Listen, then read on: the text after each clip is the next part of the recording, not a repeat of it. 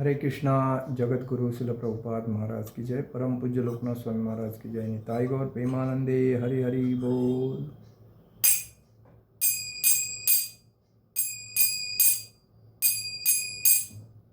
जय राधा माधव कुंज विहारी।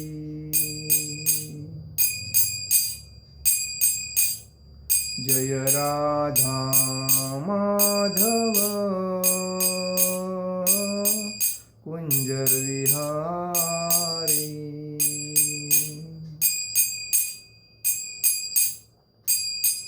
गोपीजन वल्लभ गिरिवरधारी।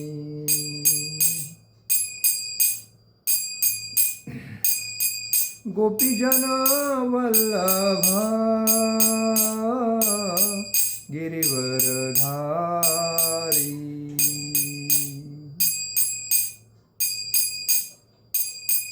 यशोदानंदन व्रज जनरंजन। यशोदानंदन व्रज जनरंजन। यमुना तीरावनचारी। यमुना तीरावनचारी। जय राधा माधव कुंज विहारी। जय राधा माधव कुंज विहारी। हरे कृष्णा कृष्णा कृष्णा हरे हरे। हरे राम राम राम हरे हरे। हरे कृष्णा कृष्णा कृष्णा हरे हरे। हरे राम राम राम हरे हरे। हरे कृष्णा कृष्णा कृष्णा हरे हरे। हरे राम राम राम हरे हरे। हरे कृष्णा कृष्णा कृष्णा हरे हरे। हरे राम राम राम हरे हरे। हरे कृष्णा कृष्णा कृष्णा हरे हरे। हरे राम राम राम हरे हरे। हरे कृष्णा कृष्णा कृष्णा हरे हरे। हरे राम राम राम हरे हरे। हरे कृष्णा कृष्णा कृष्णा हरे हरे। हरे राम राम राम हरे हरे। जय ओम विष्णुपाद परमहंस परिव्राजकाचार्य अष्टोत्तर शत इस्कॉन संस्थापक आचार्य कृष्ण कृपा मूर्ति अभय चरणारविंद भक्ति वेदांत स्वामी शिल प्रभुपाद महाराज की जय।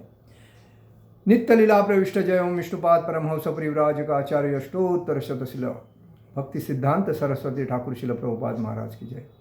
नित्य लीला प्रविष्ट जय ओम विष्णुपाद परमहंस परिव्राजकाचार्य अष्टोत्तर शतशिल गौर किशोर जी बाबाजी महाराज की जय।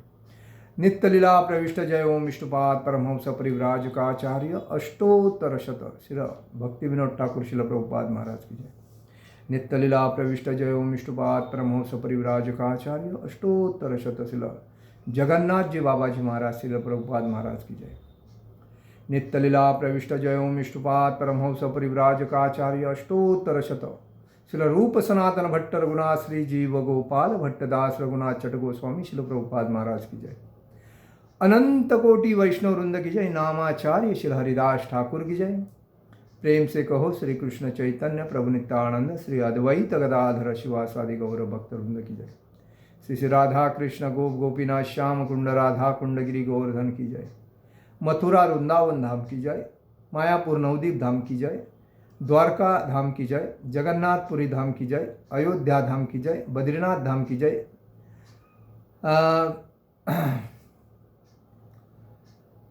रामेश्वरम धाम की जय। गंगा माई की जय। यमुना माई की जय। तुलसी महारानी की जय। भक्ति देवी की जय। हरुनाम संकीर्तन की जय। समवेद भक्त वृंद की जय। समवेद भक्त वृंद की जय। समवेद भक्त वृंद की जय। All glories to assembled devotee, all glories to assembled devotee, all glories to assembled devotee। Shri Shri Guru Gauranga की जय। निताय गौर प्रेमानंदे हरि हरि बोल। ओम नमो भगवते वासुदेवाय। ओम नमो भगवते वासुदेवाय। ओम नमो भगवते वासुदेवाय। नारायणं नमस्कृतं नरो चैव नरोत्तमं देवैः सरस्वती व्यासं ततो दयोदीरये।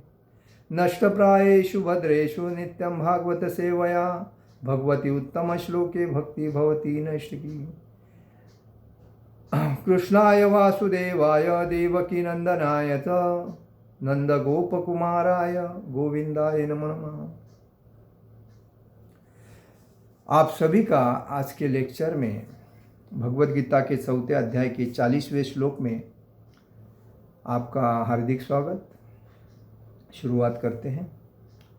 अज्ञच्छा श्रद्धया नच्च संशयात्मा विनश्यति नायं लोकास्तितन परो न सुख संशयात्मनः। अज्ञच्छाय श्रद्धया नच्च संशयात्मा विनश्यति नायं लोकोस्ति न परो न सुख संशयात्मनः। अज्ञयाच्छा श्रद्धया नच्च संशयात्मा विनश्यति नायं लोकोस्ति न परो न सुख संशयात्मनः। अज्ञान मतलब मूर्ख, जिसे शास्त्रों का ज्ञान नहीं है, वो व्यक्ति जिसको अज्ञान कहते हैं, अज्ञानी व्यक्ति कहते हैं। स म्हणजे तथा, अश्रद्धयान मतलब शास्त्रों में श्रद्धा से विहीन, मतलब शास्त्रों का ज्ञान नहीं। च म्हणजे भी, संशय म्हणजे शंकाग्रस्त, आत्मा मतलब व्यक्ति के हृदय में भगवान का स्वरूप, अंश स्वरूप आत्मा, विनश्यति गिर जाता है। न म्हणजे नहीं, अयम म्हणजे इस, लोक म्हणजे जगत में, अस्ति म्हणजे है, न म्हणजे न तो, पर म्हणजे अगले जीवन में, न म्हणजे नहीं, सुखम म्हणजे सुख, संशय म्हणजे संशयग्रस्त आत्मना व्यक्ति के लिए। किंतु अनुवाद, किंतु जो अज्ञानी तथा श्रद्धाहीन व्यक्ति शास्त्रों में संदेह करते हैं वे भगवत भावनामृत नहीं प्राप्त करते, अपितु नीचे गिर जाते हैं। संशयात्मा के लिए न तो इस लोक में न ही परलोक में कोई सुख है। तात्पर्य में शिल प्रभुपाद जी लिखते हैं, जगत गुरु शिल प्रभुपाद महाराज की जय। भगवद गीता सभी प्रामाणिक एवं मान्य शास्त्रों में सर्वोत्तम ग्रंथ है। जो लोग पशुतुल्य है उनमें न तो प्रामाणिक शास्त्रों के प्रति कोई श्रद्धा है और न उनका ज्ञान होता है, और कुछ लोगों को यद्यपि उनका ज्ञान होता है और उनमें से वे उदाहरण देते हैं रहते हैं, किंतु उनमें वास्तविक विश्वास नहीं करते। यहाँ तक कि कुछ लोग जिनमें भगवत गीता जैसे शास्त्रों में श्रद्धा होती भी है, फिर भी वे न तो भगवान कृष्ण में विश्वास करते हैं न उनकी पूजा करते हैं। ऐसे लोगों को कृष्ण भावनामृत का कोई ज्ञान नहीं होता, वे नीचे गिरते हैं। उपयुक्त सभी कोटि के व्यक्तियों में जो श्रद्धालु नहीं है और वे सदैव संशयग्रस्त रहते हैं, वे तनिक भी उन्नति नहीं कर पाते। जो लोग ईश्वर तथा उनके वचनों में श्रद्धा नहीं रखते, उन्हें न तो इस संसार में सुख मिलता है और न ही भावी लोक में कुछ हाथ लगता है। उनके लिए किसी भी प्रकार का सुख नहीं है। अतः मनुष्य को चाहिए श्रद्धा भाव से शास्त्रों के सिद्धांतों का पालन करना चाहिए और ज्ञान प्राप्त करना चाहिए। इसी ज्ञान से मनुष्य आध्यात्मिक अनुभूति के दिव्य पद तक पहुँच सकता है। दूसरे शब्दों में, आध्यात्मिक उत्थान में संशयग्रस्त मनुष्यों को कोई स्थान नहीं है। अतः मनुष्य को चाहिए कि परंपरा से चले आ रहे महान आचार्यों के पदचिन्हों का अनुसरण करे और सफलता प्राप्त करे। ओम अज्ञानतिमिरान्धस्य ज्ञानाञ्जनशलाकया चक्षुरुन्मीलितेन तस्मै श्रीगुरुवे नमः। श्रीचैतन्यमनोभीष्टं स्थापितं येन भूतले स्वयं रूपकदा मह्यं ददाति स्वपदान्तिकं। वन्देऽहं श्रीगुरु श्रीयुतपदकमलं श्रीगुरुवैष्णवांच श्रीरूपं साग्रजातं सहगण रघुनाथामतं तं सजीवं साद्वैतं सावरूपं परिजनसहितं कृष्णचैतन्यदेवं श्रीराधाकृष्णपादान् सहगण ललिता श्रीविशाखान्वितांचम्। हे कृष्ण करुणा सिंधु दीनबंधु जगतपते गोपेश गोपिका कांत राधा कांत नमोस्तुते। तप्त कांचन गौरांगी राधे वृंदावनेश्वरी विशुभानुसुते देवी प्रणमामि हरिप्रिये। वाञ्छाकल्पतरुभ्यश्च कृपा सिन्धुवे भवतः पतितानां पावनेभ्यो वैष्णवेभ्यो नमो नमः। नमो ब्राह्मण देवाय गो ब्राह्मण हिताय च जगद्हिताय कृष्णाय गोविंदाय नमो नमः। गुरुवे गौरचंद्राय राधिकाय तदालये कृष्णाय कृष्ण भक्ताय तदभक्ताय नमो नमः। ओम पूर्णमद पूर्णमिदं पूर्णात् पूर्णमुदच्यते पूर्णस्य पूर्णमादाय पूर्णमेवावशिष्यते। ओम नमो भगवते वासुदेवाय। जन्मद्यस्य तन्मयादितरतच्छाश्वेभिज्ञस्वराट् तेने ब्रह्महृदयाय आदिकवये मोहन्ते सूर्या। तेजो वारी मुदा यथा विनिमयो यत्र निसर्गो मशा धामना स्वेन सदा निरस्तक्वक सत्य धीमहि।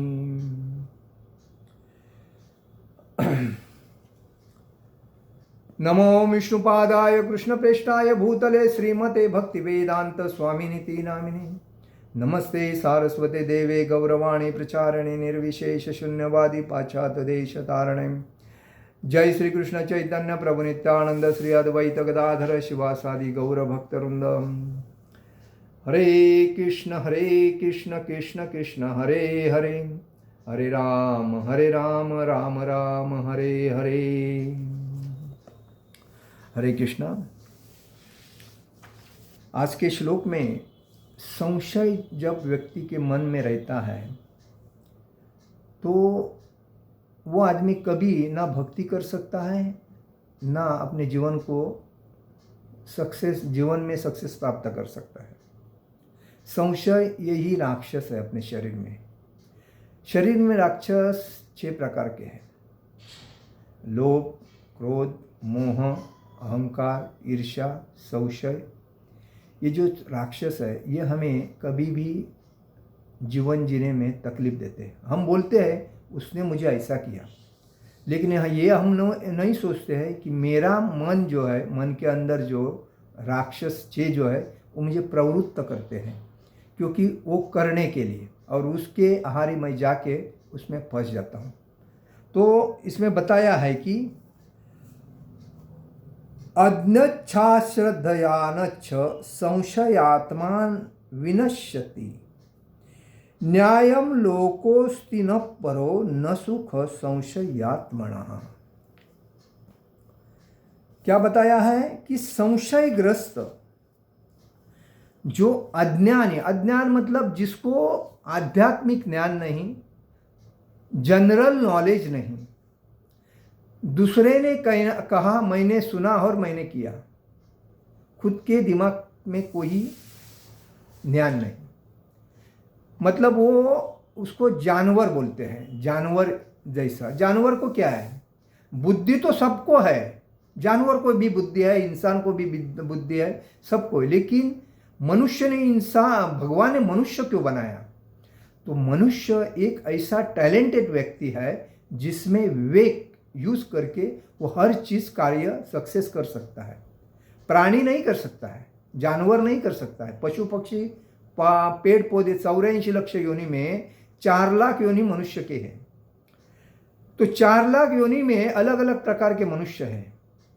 वैसे ही पशु में, पक्षी में, पौधे में, कीटक में 80 लाख योनि है, और उसमें एक मनुष्य ही ऐसा प्राणी है जो भगवान को समझ सकता है, भगवान की भक्ति कर सकता है, अपने जीवन को, मनुष्य जीवन में आके वो अपने जीवन को सक्सेस करके अपने मुख्य, अपना घर कौन सा है? भगवान का धाम गोलोक वृंदावन, उस धाम को प्राप्त कर सकता है। जानवर नहीं कर सकता है, पेड़ पौधे नहीं कर सकते, मछली नहीं कर सकती है, पशु पक्षी नहीं कर सकते हैं, पौधा नहीं कर सकता है, मनुष्य ही कर सकता है। लेकिन मनुष्य क्या है, उसको ज्ञान लेने का नहीं, उसको रेडीमेड अगर मिलता है तो उसका फायदा लेके उसको छोड़ देना है, दूसरे को पकड़ना है, इसीलिए वो दुख भुगता है। भगवान ने मनुष्य के लिए, पेड़ पौधे के लिए, पशु पक्षी के लिए सब कुछ बनाया है सृष्टि में, क्या नहीं बनाया? लेकिन हमने भगवान के लिए क्या किया? हम भगवान का नाम लेने के लिए देखते नहीं। तो कहने का मतलब ये जो अज्ञान है, इस अज्ञान से हर व्यक्ति हर जगह पे फंसता जाता है। हमने कभी किसी को बोला, ये भाई साहब ये भगवत गीता ले लो और आराम से पढ़ो। अरे यार, भगवत गीता मेरे घर में है, लेकिन वो मेरे घर में रखा है, भगवान के बाजू में है, उसको मेरे दादा और दादी पढ़ती है, पिताजी पढ़ते हैं, मेरे को टाइम ही नहीं मिलता है, बहुत काम में बिजी हूँ। अभी बताओ, ये मूर्ख व्यक्ति को ज्ञान कैसा प्राप्त होगा? इस संसार में अगर जीवन जीना है तो वह हर व्यक्ति के पास भगवत गीता होनी जरूरी है, क्योंकि भगवत गीता वो ग्रंथ है जो हर व्यक्ति को समाज में अंधश्रद्धा से मुक्त करता है, अज्ञान से ज्ञान की तरफ लेके जाता है। और कोई अगर आदमी अपने को भड़काता है, कोई गलत दूसरे के बारे में बोलता है या कुछ भी, तो वो उस बारे में विचार करता है, किसी ने कहा और मैंने सुना और कर दिया, ये तो एकदम महामूर्खता है। और आज वही तो हर जगह पे हो रहा है। ज्ञान रह गया साइड में, अज्ञान को पकड़ के लोग अपनी इंजॉयमेंट में चले हैं। इंद्रिय भोग, आहार निद्रा भय मैथुन, क्या सुबह उठने का, काम पे जाने का, पैसा मिलता है महीने में पगार, तो उसको आधा पैसा एंजॉय में, आधा पैसा घर खर्चे में। लेकिन भगवान ने ये सब दिया, उसके लिए कोई डोनेशन देने के लिए उसके पास पैसा ही नहीं रहता है। तो ये उसका मूर्खता है, क्योंकि उसके अंदर जो मन है वही उसका मुख्य शत्रु है, और उस शत्रु के वजह से वो घोड़े के जैसा चल विचल है। घोड़ा कैसा?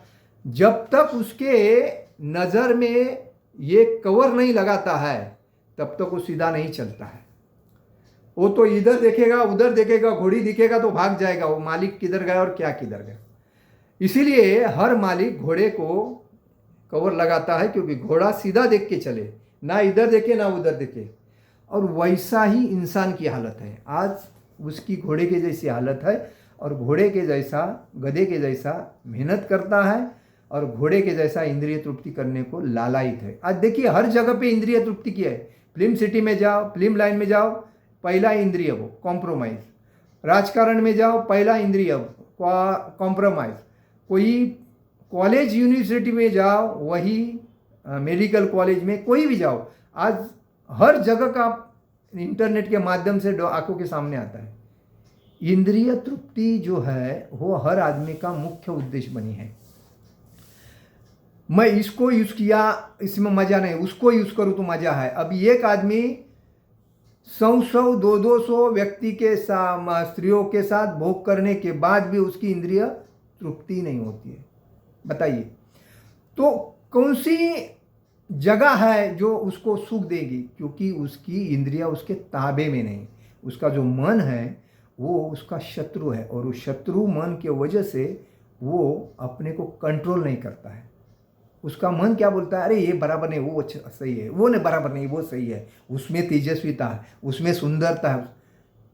वस्तु एक, चीज एक से करो या 1000 से करो, टेस्ट वही, लेकिन आदमी को लगता है और करूं और करूं और करूं, और वो इतना मतलब अपने जीवन में पाप करता है, इतना अपराध करता है, तो वो उसका नरक जाना तय है। उसको कोई नियत, क्योंकि नियति सब व्यक्ति का हिसाब रखती है, किसने पुण्य किया है, किसने पाप किया है। जब व्यक्ति जीवन में आता है, मनुष्य जीवन में, और वो अपने जीवन में पुण्य ज़्यादा करता है और पाप हर व्यक्ति से सुबह से लेकर शाम तक जब हम बाहर जाते हैं तो होता है कीटक, पशु पक्षी ऐसे अपने से पैर पड़ने के बाद वैसा हो जाता है। लेकिन वो सूक्ष्म जो है वो थोड़ा सो होता है। तो जब तुम्हारा अगर पुण्य ही ज़्यादा है तो उससे आपको भागवत धाम प्राप्ति हो सकती है, स्वर्गलोक की प्राप्ति हो सकती है। जैसा जितना लोग पुण्य कमाते हैं उस पुण्य के बेसिस में वो स्वर्ग जाते हैं। स्वर्गलोक में जाने के बाद जितना पुण्य उन्होंने कमाया उतने तक रहते हैं, पुण्य फिनिश होने के बाद वापस आ जाते हैं। लेकिन भक्ति ऐसी चीज़ है कि नवविधा भक्ति करने से भगवान प्रसन्न होते हैं, और भगवान प्रसन्न होने से भगवान भक्त के हृदय में वो स्थान प्राप्त करते हैं कि मेरा शुद्ध भक्त है, ये जो करता है मुझे पसंद है, तो मैं इसके साथ। तो भगवान उसके जिहा पर जब मंत्र जप करता है उसके नाचते हैं, और हृदय में उसको ज्ञान प्राप्त की, आत्म साक्षात्कार की अनुभूति करते हैं। और यही इसीलिए कहा जाता है सभी में भक्ति सबसे श्रेष्ठ है। कर्मयोग, ज्ञान योग, अष्टांग योग और भक्ति योग, इसमें सबसे श्रेष्ठ भक्ति है। तो इसीलिए जो भक्ति करके अगर जो जाता है, कलयुग का मुख्य मंत्र क्या है? हरे कृष्णा कृष्ण कृष्ण हरे हरे, हरे राम राम राम हरे हरे। ये मुख्य मंत्र है, महामंत्र है, ये तो हर को बोलना है। लेकिन कलयुग में अगर व्यक्ति को पार करके जाना है तो उसमें ये बताया है, हरे नाम हव केवलम, कलो नास्तेव नास्तेव नास्तेव नास्तेव इतरंच का। हरि का नाम ही सर्वश्रेष्ठ है, हरि का नाम ही सर्वश्रेष्ठ है, हरि का नाम ही सर्वश्रेष्ठ है। उससे दूसरा कुछ नहीं, उससे दूसरा कुछ नहीं, दूसरा कुछ नहीं। इसी को लेके हमें जीवन जीकर हमें अपने भागवत धाम जाना है, ये मुख्य उद्देश्य है। लेकिन इंसान क्या करता है?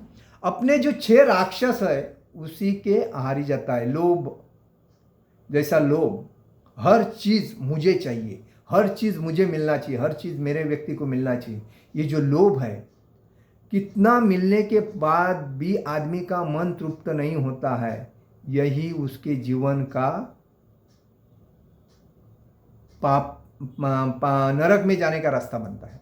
देखिए, बहुत से लोग इधर रूम लेते हैं, उधर रूम लेते हैं, उधर प्रॉपर्टी बनाते हैं, अलग अलग बैंकों में अलग अलग फंड रखते हैं, अलग अलग इन्वेस्टमेंट करते हैं, उनके बाल बच्चे अच्छी तरह जॉब करते हैं, पैसा चारों तरफ से आता है, फिर भी उनके जीवन में आनंद नहीं। क्यों नहीं है? क्योंकि ये लोभी है। आदमी के दुख का कारण, मुख्य कारण है लोभ, मोह और अहंकार। ये तीनों के वजह से आदमी मुख्यतः जीवन में बर्बाद है। वैसा तो 6 राक्षस क्यों बताए हैं? क्योंकि 6 राक्षस उसको हर जगह से तकलीफ देते हैं। दूसरा आदमी कभी भी खराब नहीं होता। एक कहावत है, जब मैं सही हूं तो दूसरा सही है, अगर मैं ही गलत हूं तो दूसरा आदमी मेरे से गलत रहेगा। क्योंकि मेरा व्यवहार कैसा है ये खुद को समझना चाहिए। मैं अगर दूसरे का आदर करूं, मैं दूसरे का आदर करके दूसरे का अभिनंदन करो, उसको अप्रिशिएट करो, उसके कोई कार्य में अगर उसको प्रोत्साहन दूँ, उसको मदद करूँ, तो उसको पसंद होगा, वो मेरे से अच्छा रहेगा। अगर मैं ही उसके साथ उसका आदर नहीं करूँ, उसका अपमान करूँ, उसको नीचे दिखाऊँ, उससे उसकी गलतियाँ निकालूँ और उसको मतलब बैड टॉक, मतलब क्या उसका अपमानित बात करूँ, उसको अप्रिशिएट नहीं करूँ, उसके पैर खींचूँ, उसको कमी लिखूँ, हर चीज़ में उसको टोकता रहूँ, हैं? तो आदमी अपने से व्यवहार कैसा करेगा? ये बात है। जब आदमी, हम अगर अच्छा व्यवहार करके भी आदमी जब अपने को रिस्पेक्ट नहीं दे रहा है, तो नहीं दे रहा है, तो उसका मतलब हमें गुस्सा नहीं करना चाहिए। हमने हमारा कर्तव्य किया, उसका कर्तव्य वो नहीं कर रहा है, तो अपने को उधर देखने की जरूरत नहीं। आदमी हर व्यक्ति को एक बार रिस्पेक्ट देता है, आदमी हर व्यक्ति को एक बार ही विश्वास रखता है, तभी आदमी जानता है। अगर जो आदमी दूसरे का आदर नहीं करता है, हम अगर दूसरे का आदर नहीं करता तो दूसरा अपना आदर नहीं करे। अपेक्षा कभी भी अपने से दूसरे की करनी चाहिए। हम जब दूसरे की करते हैं अपेक्षा, वह ठीक है, अच्छा है, वो हम दूसरे को आदर देते हैं, तो दूसरा अपने को देता है। ये तो न्याय है, मतलब ये रिवाज है। तो कहने का मतलब है, इसमें बताया है, जो अज्ञानी तथा श्रद्धाहीन व्यक्ति शास्त्रों में संदेह करते हैं, वे भगवत भावना मृत नहीं प्राप्त करते। अज्ञानी, श्रद्धा विहीन, जो श्रद्धा नहीं रखता है कोई चीज़ पे, जिसके मन में श्रद्धा नहीं होती है, खाली लोभ है, लालच है, अहंकार है और ईर्ष्या है, संशय है, तो ये व्यक्ति जो अज्ञान और श्रद्धाहीन व्यक्ति शास्त्रों में संदेह करते हैं, मतलब संशय करते हैं। अरे वो शास्त्र में ऐसा ही नहीं है, वैसा नहीं। तो शास्त्र किसने लिखा है? भगवान ने ये ब्रह्मा जी को उत्पन्न किया, किसमें? नाभि कमल से। और ब्रह्मा जी तपस्या करके भगवान से ज्ञान प्राप्त किया। भगवान ने जो ज्ञान प्राप्त करने के बाद, ब्रह्मा जी ने जो ज्ञान प्राप्त करने के बाद, उन्होंने अपना पुत्र नारद, उसको वो ज्ञान दिया, और नारद मुनि ने वही ज्ञान व्यासदेव जी को दिया। ये जो ज्ञान, ये जो धार्मिकता जो है, या जो हम लोग ग्रंथ पढ़ते हैं, भागवत पुराण, भगवत गीता, वेद, बराबर, यजुर्वेद, ऋग्वेद, सामवेद, यज्ञवेद, चार वेद है वो।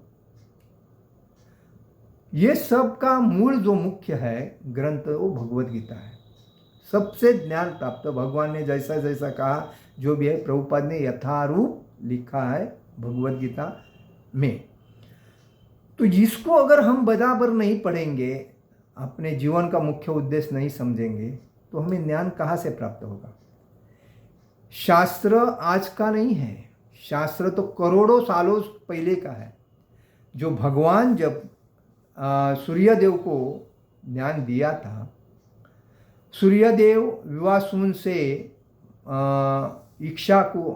मनु को ज्ञान मिला, और इक्ष्वाकु से मनु को ज्ञान मिला। ये परंपरा जो चलती आई है, उसी से तो ज्ञान प्राप्त हुआ है। लेकिन ये लोग इस पे भरोसा नहीं करते।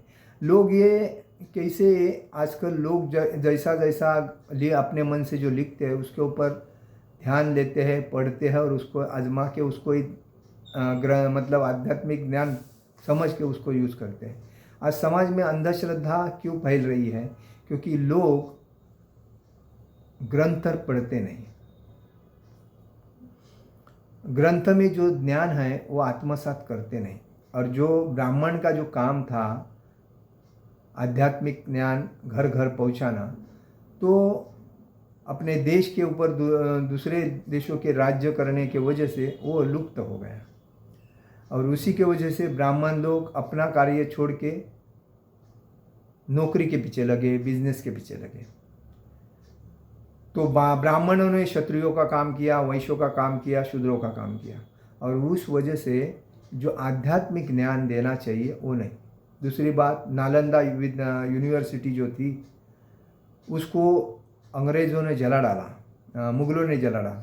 तो उस बेसिस पे वो 3 महीने तक जलती रही। तो उसमें करोड़ों ग्रंथ जो थे ज्ञान बढ़ाने के, वो सब जल गए। तो हम अभी भी लोगों ने, जैसा कि भगवत गीता, भागवत पुराण, चैतन्य चरितामृत, ये जो ग्रंथ है, ये आज भी हमें शिल प्रभुपाद ने रात भर जागकर वो ग्रंथ लिखे हैं भागवतम के। तो उसको अगर हम पढ़ेंगे तो प्रभुपाद कोई मामूली व्यक्ति नहीं थे। प्रभुपाद भगवान के पार्षद थे।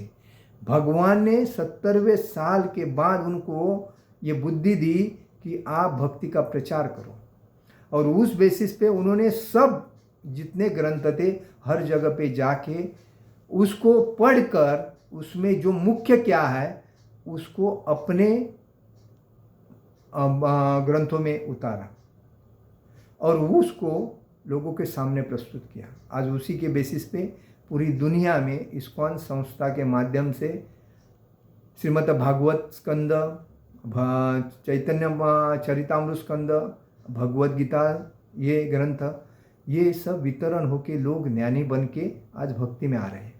तो वो भी लोग, हर व्यक्ति अज्ञान में रहता है। ऐसा कोई बात नहीं कि माँ बाप के पेट में से ही सब परीक्षित महाराज जैसे ज्ञानी बनते हैं या भक्त प्रहलाद जैसे सीख के आते हैं माँ बाप के पेट से, क्योंकि ये कलयुग है। एक कलयुग में हर व्यक्ति को ज्ञानी बनना जरूरी है। हमारे जीवन का मुख्य उद्देश्य ही है ज्ञान प्राप्त करके अपने जीवन को हम अगर ज्ञानी बनते हैं तो हमारे बच्चे ज्ञानी बनेंगे। हमारे बच्चे अगर ज्ञानी बनते हैं तो हमारे पोते ज्ञानी बनेंगे। हमारे पोते अगर ज्ञानी बनते हैं तो आने वाली जो हमारी पीढ़ी है, पर पोते वगैरह, वो ज्ञानी बनेंगे। जब हम ही उसमें ज्ञान नहीं प्राप्त करेंगे तो हमारे बच्चों को क्या ज्ञान देंगे। आज देखिए बहुत से लोग अपने बाल बच्चे को बड़ा करते हैं, छोटे से बड़ा करते हैं, लेकिन उनके बच्चे क्या करते हैं?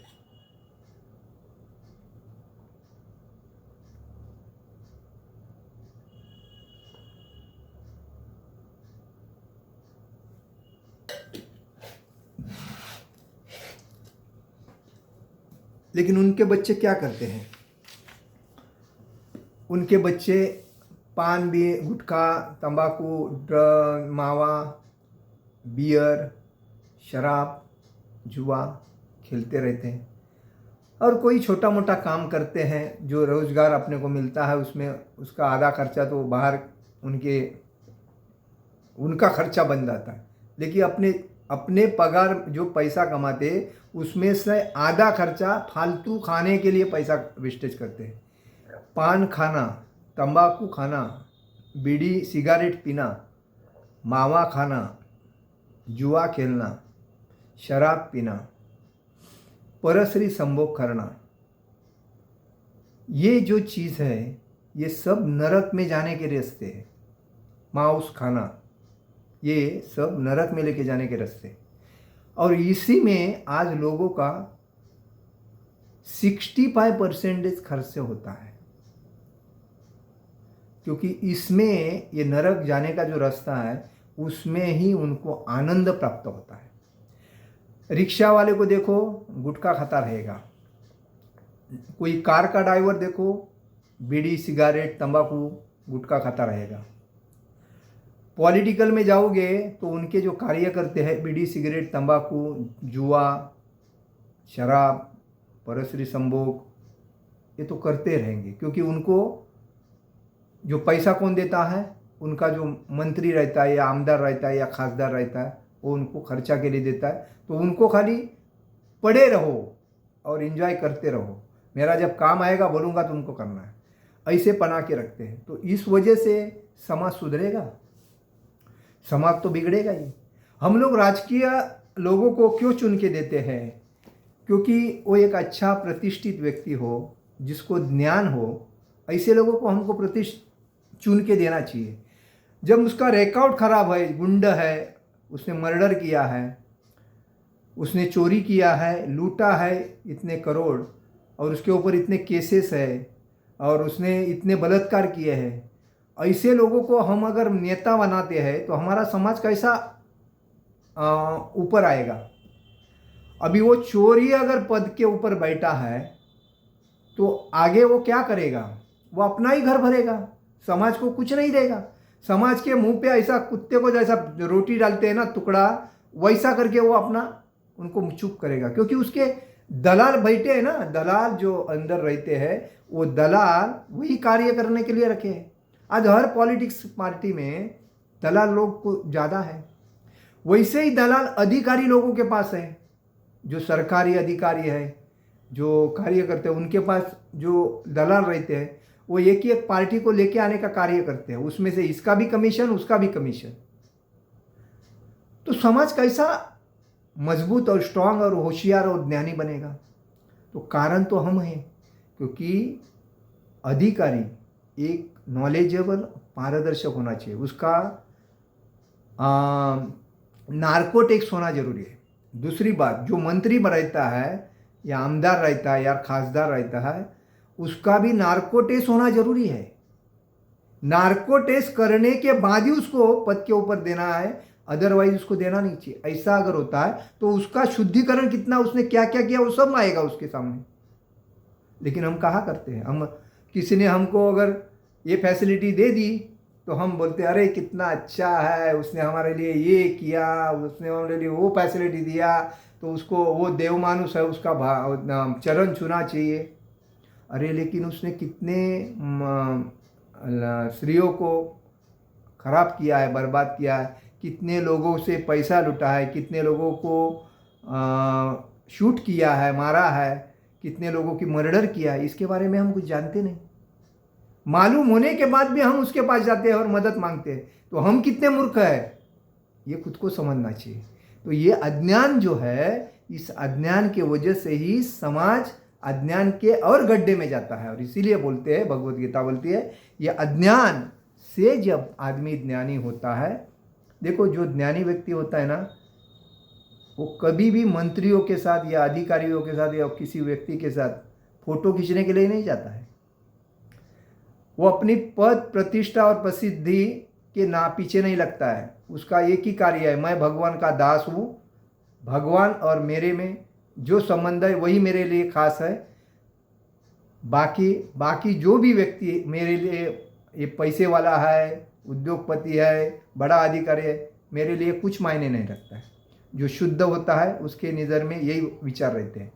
वो कभी ऐसे लोगों को आदर करता है, लेकिन उसको ज़्यादा उसके पीछे नहीं लगता है, क्योंकि उसका मुख्य कारण क्या है? मैं भगवान के ऊपर, भगवान का शुद्ध भक्त भगवान के ऊपर डिपेंड रहता है। तो वो भगवान को बोलता है कि आपको देखना है। जैसी कुंती महारानी भगवान को बोलती थी, मेरे 5 जो पुत्र है और मैं हूं, मेरे को किसी का सहारा नहीं है, खाली एक ही सहारा है जो कृष्ण है। ये कृष्ण मुझे हमेशा दुख देना, मुझे सुख नहीं चाहिए। जब सुख जिसके पास रहता है तो उसके पास तुम नहीं जाते हो, और जिसके पास दुख रहता है और जो तुम्हारे ऊपर डिपेंड रहता है उसके पास तुम हमेशा उसकी चिंता करते हो। उसको हमेशा, मेरे 5 पुत्रों का आपकी वजह से ही संरक्षण हुआ। जैसा दुर्योधन ने उनको एक कोठरी में जलाने का प्लान किया, जैसा भीम को खाने में जहर डालने का प्लान किया, जैसा और कितने कितने अपराधों से भगवान ने, जब भीष्मदेव ने अर्जुन के ऊपर अटैक किया तो भगवान ने रथ का पहिया उठा के भीष्मदेव के ऊपर अपने भक्त की रक्षा करने के लिए पहिया फेंका, व्हील फेंका। क्यों? मेरे भक्त को कभी मतलब मेरे भक्त को कभी, इसलिए भगवान बोलते हैं मेरा भक्त का कभी अंत नहीं होता है, मेरे भक्त को कोई टच नहीं कर सकता। ये भगवान बोलते हैं, क्योंकि सर्वधर्मान परित्यज्य मामेकम शरणम व्रज। भगवान बोलते हैं सभी धर्मों को त्याग करो और मेरे शरण में आओ, मैं तुम्हारा संरक्षण करूंगा और तुम्हारा ख्याल भी करूंगा, रक्षण भी करूंगा। तो ये बात है, और इसीलिए हमें ये समझना चाहिए कि हम जो भी करते हैं तो अज्ञान की वजह से हमारे से जो होता है, क्योंकि हम भगवान को मानते नहीं। जब हम भगवान को मानते हैं, भगवान के ऊपर पूर्ण श्रद्धा रखते हैं, तो कोई किसी माइक के लाल के पास जाने की जरूरत नहीं है, क्योंकि भगवान अपने भक्त के निमित्त के लिए किसी ना किसी को बना के भेजता ही है।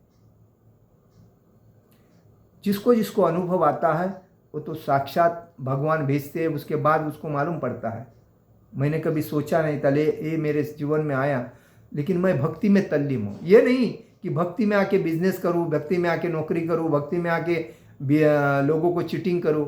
तो भगवान देखते हैं सब, कौन सही है कौन गलत है। भगवान बोलते नहीं कभी। कालियावन जब भगवान को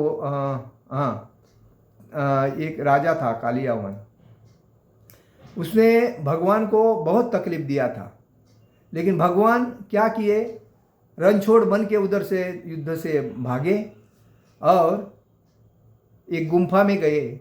गुम्फा में जाकर उधर मूलकुंद,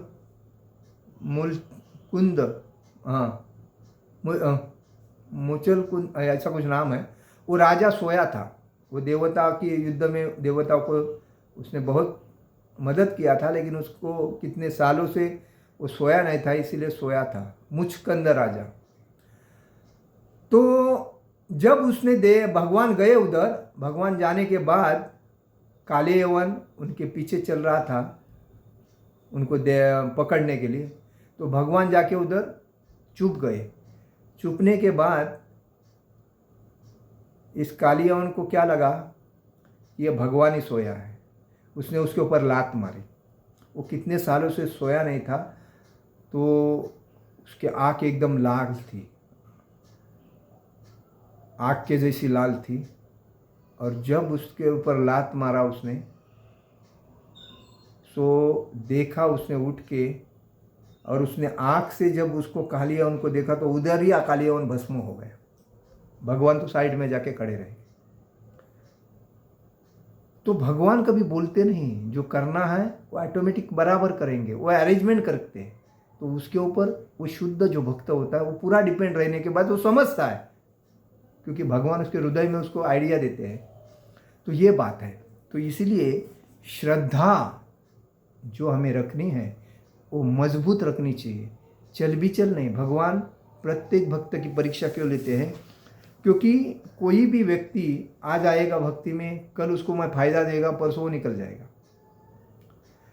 तो भगवान श्री कृष्ण की भक्ति अगर जो कोई करता है तो उसको हमेशा परीक्षा देनी है। भगवान शिवजी और ब्रह्मा जी की कोई भक्ति करता है तो आज भक्ति करो, कल फायदा ले लो, और फायदा मिलने के बाद वो उसको छोड़ता नहीं, क्योंकि फायदा मिल रहा है, फायदा मिल रहा है, फायदा थोड़ा सा कुछ दे दो, फायदा मिल रहा है। लेकिन भगवान ऐसा नहीं करते हैं। भगवान श्री कृष्ण की भक्ति मतलब कठोर श्रद्धा होनी चाहिए, कठोर तपस्या होनी चाहिए, और पूर्ण विश्वास उनके ऊपर होना चाहिए, पूर्ण समर्पित होना चाहिए। तात्पुरता समर्पित और बाद में भाग गया, ऐसा नहीं। तो ये बात है। और इसीलिए भगवान बोलते हैं कि भगवत गीता जो भगवत भावनामृत नहीं प्राप्त करते वे नीचे गिर जाते हैं, और संशयात्मा के लिए न तो इस लोक में और न ही परलोक में कोई उनको सुख मिलता है। जब संशय आत्मा में रहता है, मन चल भी चल रहता है, किसी के ऊपर भरोसा नहीं करता है, और कोई मनपूर्वक भगवान की भक्ति नहीं करता है, तो उसको ना इस लोक में और ना परलोक में, ना स्वर्ग में उनको सुख मिलता है। भगवत गीता सभी प्रामाणिक एवं मान्य शास्त्रों में सर्वोत्तम है। मैंने बोला ना, चारों वेदों का जो मुख्य सार है वो भगवत गीता के अंदर श्रील प्रभुपाद ने लिखा है। जो लोग पशुतुल्य है उनमें न तो प्रामाणिक शास्त्रों के प्रति कोई श्रद्धा रहती है और न ही उनका ज्ञान होता है। पशु के जैसे आहार, निद्रा, भय, मैथुन। मैं देखता हूँ, कभी बोलता हूँ, कल ही मैंने लेक्चर में बोला था, मुंबई में जो लोग नौकरी करते हैं उनका सुबह जाना और शाम को आना मतलब तार के ऊपर कसरत है। वो ये नहीं सोचते सुबह गया हुआ शाम को आएगा या नहीं आएगा, आएगा तो ठीक है, नहीं तो गया समझो। क्योंकि वो अपने पेट पालने के लिए इतनी मेहनत करते हैं कि उनकी कोई कदर ही नहीं करता है, क्योंकि उनको भक्ति क्या है उसके बारे में पता ही नहीं।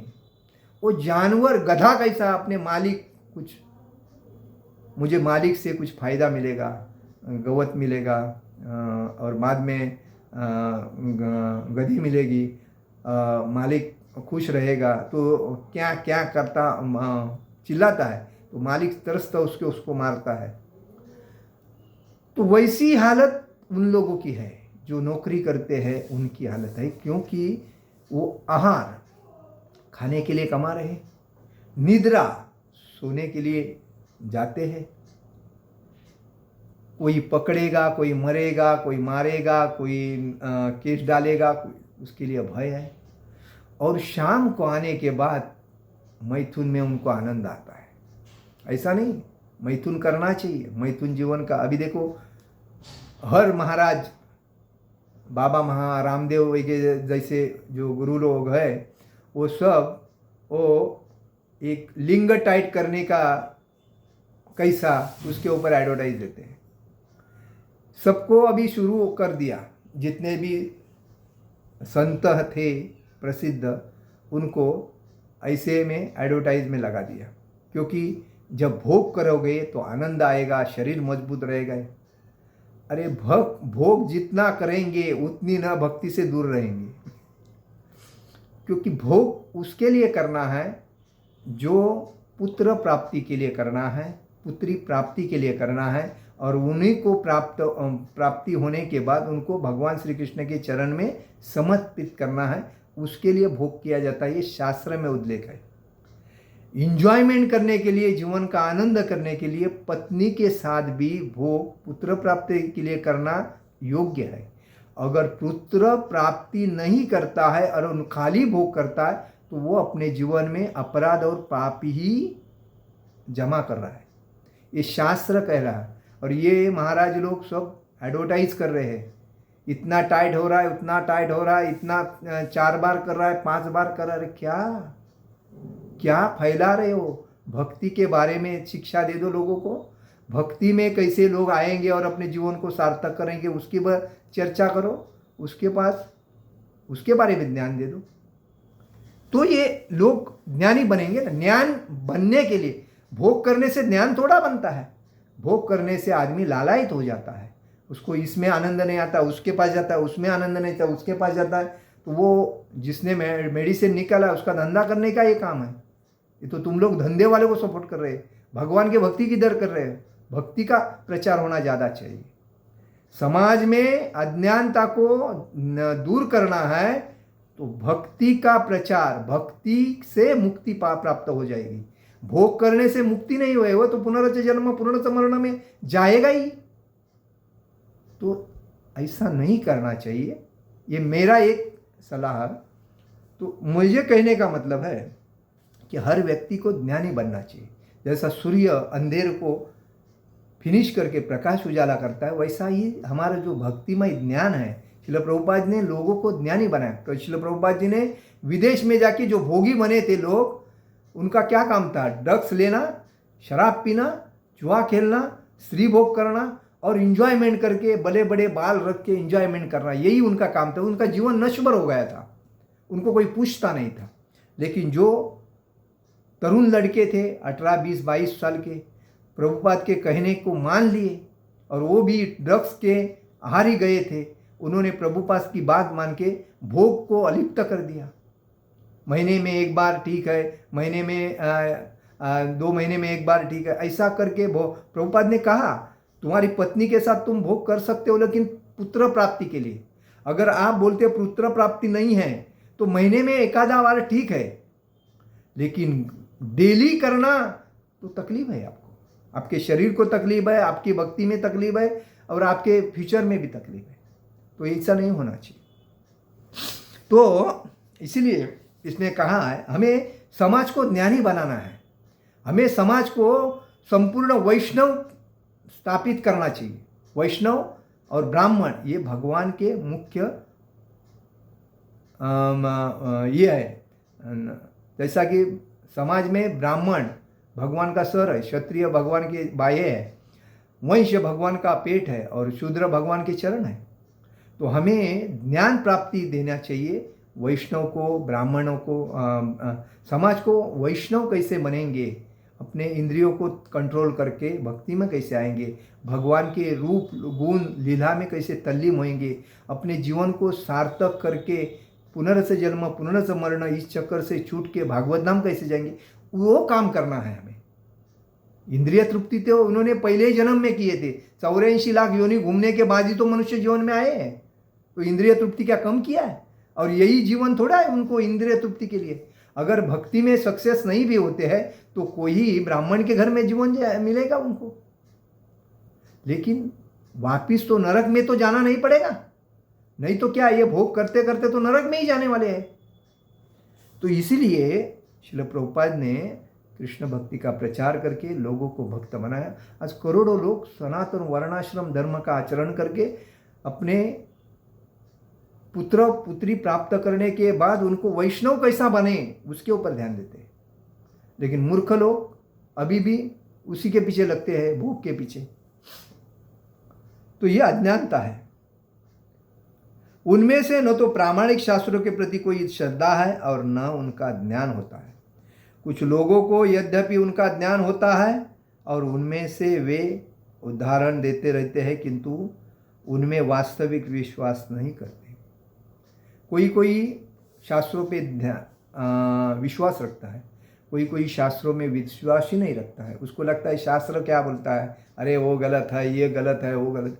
अरे भगवान ने धर्म बनाया, धर्म तो साक्षात भगवत प्रणीति। भगवान ने धर्म की निर्माण की, सनातन वर्णाश्रम, उसमें 4 वर्ण 4 आश्रम। व्यक्ति को क्या कर रहे हैं, लोगों ने संविधान बनाया। अभी जिन्होंने संविधान बनाया उनका नाम लेना नहीं चाहिए। जिन्होंने संविधान बनाया सबको मालूम है। उन्होंने संविधान में नियम बनाए, उस संविधान के नियम को भी कौन पाल रहा है? सब लोग उसी को भी डैमेज कर रहे हैं और उसको उल्लंघन करके ही अपना जीवन जी रहे हैं। तो भगवान ने जो भगवत गीता में जो जीवन जीने के जो नियम दिए है वो संविधान से भी श्रेष्ठ है। भगवान अपने मुंह से अपने भक्त, अपने मित्र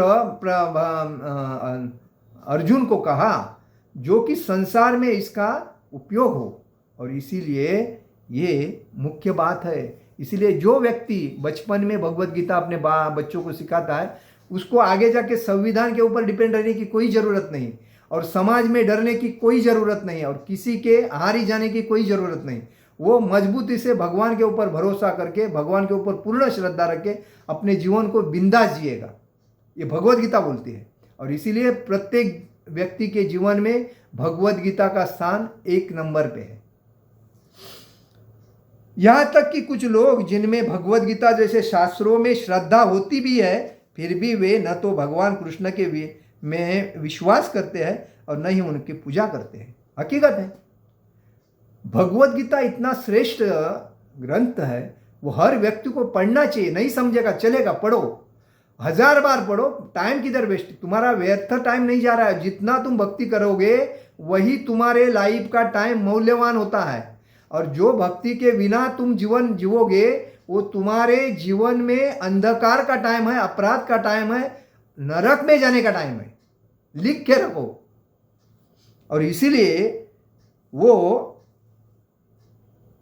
ऐसे लोगों को कृष्ण भावनामृत का कोई ज्ञान नहीं होता, और ऐसा करने के जो भगवत गीता मालूम है लेकिन पढ़ते नहीं, उसमें भगवान श्री कृष्ण को मानते नहीं, उनकी पूजा नहीं करते, वो लोग कृष्ण भावनामृत में वही उनका स्थान ही नहीं है भक्ति में।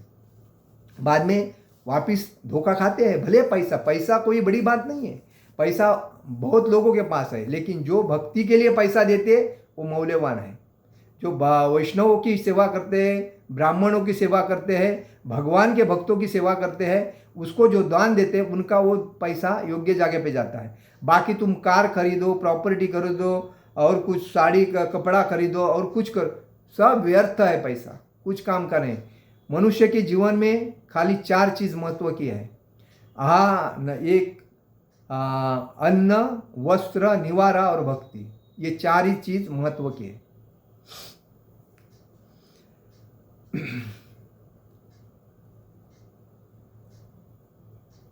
वे नीचे गिरते हैं। ऐसे लोग कृष्ण भावनामृत का कोई ज्ञान नहीं होता, वे पतन होता है उनका, नीचे गिर जाते हैं। उपयुक्त सभी कोटि के व्यक्तियों में जो श्रद्धालु नहीं है और वो सदैव संशयाग्रस्त रहता है। भगवान के ऊपर विश्वास जो नहीं करता है, देवता के कार्यों के ऊपर कोई विश्वास नहीं करता है और भक्ति नहीं जो करता है ना, वह हमेशा संशयग्रस्त ज्योतिष के पास जाता रहेगा। जैसा कि अभी जो प्रकरण हर जगह पे जो गाज रहे हैं, वो क्या है, अज्ञान का मुख्य कारण है। जो कोई नौकरी के लिए जाता है, नौकरी के लिए जाता है किसी के व्यक्ति के पास, तो उसी की सुंदरता देख के वो उसके ऊपर आकर्षित होता है, उसको पहला बोलता है मेरे को ये चाहिए। तो ये क्या है, उसका अज्ञानतापन। ना उसको इसके बारे में जानकारी, ना इसको उसके बारे में जानकारी, वो खाली भोग की जानकारी में तल्लीन है। उसको लगता है भोग करने से मेरे को नौकरी मिलेगा, और उसको लगता है भोग दे इसने मेरे को दिया तो मैं इसको नौकरी देगा। तो ये जो है ये मूर्खता है।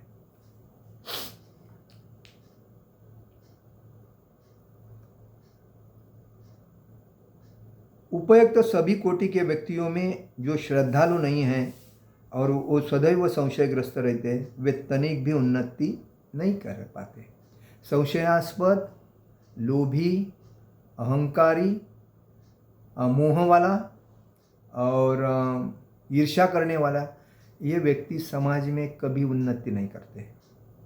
इनका जब ग्रुप बनता है तभी उनको लगता है हम सही है, लेकिन ये एक लेवल तक जाते हैं और बाद में नीचे गिर जाते हैं। लेकिन जो व्यक्ति भगवान के ऊपर श्रद्धा रखता है, किसी से लोभ नहीं रखता है, किसी से मोह नहीं रखता है, किसी से संशय नहीं रखता है, किसी के ऊपर अहंकार नहीं करता है और कभी ही किसी की ईर्ष्या नहीं करता है, ये व्यक्ति समाज में ऑटोमेटिक उन्नति में जाते हैं। क्यों जाते हैं?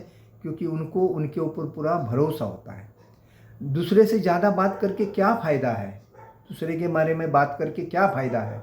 मैं मेरा टाइम, मेरी एनर्जी, मेरा पैसा वेस्टेज कर रहा हूँ, उससे बेटर मैं मेरे मुंह को बंद करूँ और भगवान का जितना नाम ज़्यादा करूँ, वो मेरे लिए फ़ायदा है। ये जो समझता है उसकी उन्नति हमखास होती है।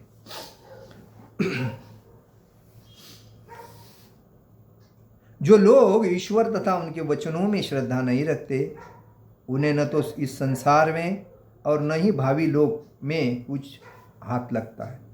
देखिए इसमें स्पष्ट बात, जो लोग ईश्वर तथा उनके वचनों में श्रद्धा नहीं रखते हैं, न तो इस संसार में और न ही आगे जाके अगले जन्म में भी उनको कुछ हाथ नहीं लगता है। कर्म के अनुसार ही हर व्यक्ति को जीवन में फायदा मिलने वाला है। इस जीवन में अगर जो व्यक्ति फायदा पा रहा है तो उसका मतलब है पहले जन्म में उसने पुण्य किया था इसलिए पा रहा है। अगर इस जीवन में जो दुख भोग रहा है तो इसका मतलब है पहले जन्म में उसने कुछ गलत किया था। इस जीवन में कोई अपंग है या दुबला है या कोई गरीब है या कोई जो, तो उसका मतलब पहले जन्म में उसने बहुत कुछ गलत किया है। ये तुम्हारा कर्म क्या है, इसीलिए आदमी के साथ उसका कर्म जाता है। तो हर व्यक्ति को अपना कर्म स्वच्छ, पारदर्शक, भगवान को साक्षी रख के करना चाहिए, जो दूसरे को तकलीफ नहीं हो, दूसरे को खराब न लगे और दूसरे का नुकसान न हो जाए। दूसरे का फायदा करो, अपेक्षा मत करो, चलते रहो, लेकिन दूसरे का अपने फायदे की लालच मत करो। तृणादपि सुनीचेन तरोरपि सहिष्णा अमानिन मानदेन कीर्तनीय सदारे। तृण से भी नर्म रहो, दूसरे को सम्मान दे दो, अपेक्षा मत करो और भक्ति में तल्लीन होकर चलते रहो, फायदा है। उनके लिए किसी भी प्रकार का सुख नहीं है। कुछ तो हाथ नहीं लगेगा, लेकिन कोई भी प्रकार का उनके लिए सुख नहीं है। अतः मनुष्य को चाहिए कि श्रद्धा भाव से शास्त्रों के सिद्धांतों का पालन करे। मनुष्य को क्या चाहिए? श्रद्धा, कठोर श्रद्धा रखनी चाहिए। श्रद्धा भाव से शास्त्रों के भगवद गीता, भागवतम, चैतन्य चरितामृत, जो महाभारत, रामायण, ऐसे ग्रंथ पढ़ो जो भगवान आके इतना तकलीफ सह के कैसे कैसे अपने जीवन को स्थिर और मजबूत बना के जीवन जिए हैं, तो उसका अनुभव करना चाहिए। आज लोग थोड़ा तकलीफ होने के बाद इतनी चिल्लम चिल्ली, इतना मतलब इनके बाप दादा ने बना के रखा था रेडीमेड करके, और इनको नहीं मिलने से चिल्लम चिल्ली कर रहे हैं। अरे आए हो काय के लिए? भक्ति करने के लिए, और लालायित काय के लिए? इंद्रिय भोग के लिए। तो नुकसान नहीं होएगा तो क्या होएगा?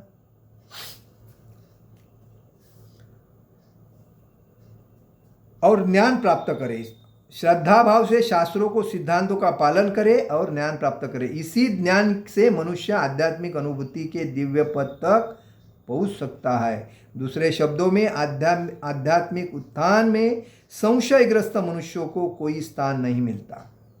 आध्यात्मिकता में कोई संशयग्रस्त होता है, उसको स्थान नहीं।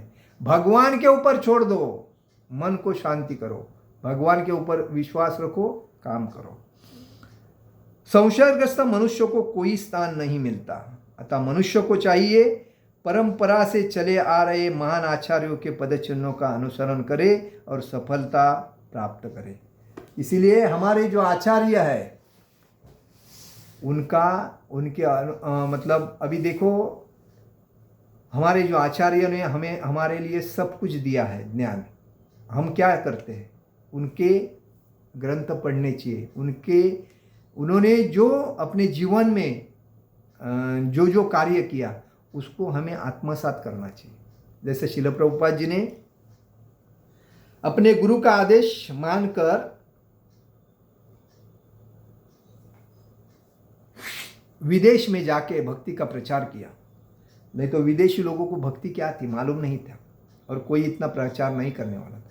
लेकिन श्रील प्रभुपाद ने अपने गुरु के आदेश को पाल के उनका भक्ति का प्रचार किया। दूसरी गोष्ट, छठ गोस्वामी, श्री रूप सनातन भट्ट रघुनाथ, श्री जीव गोपाल भट्टदास रघुनाथ, उसके बाद नरोत्तम दास ठाकुर जी, उसके बाद लोकनाथ गोस्वामी महाराज, उसके बाद गोपाल कृष्ण भट्ट गोस्वामी। ऐसे जो है ये आचार्यों, उन्होंने कैसी कैसी जीवन में भक्ति को, भगवान को साक्षात प्राप्त करने, रघुनाथ दास बाबा जी महाराज, रघुनाथ भट्ट गोस्वामी, ये श्रीमंत घराने के थे। उनके पास पैसे की कोई कमी नहीं थी, लेकिन सब प्रॉपर्टी को साइड में करके वो भक्ति में आ गए।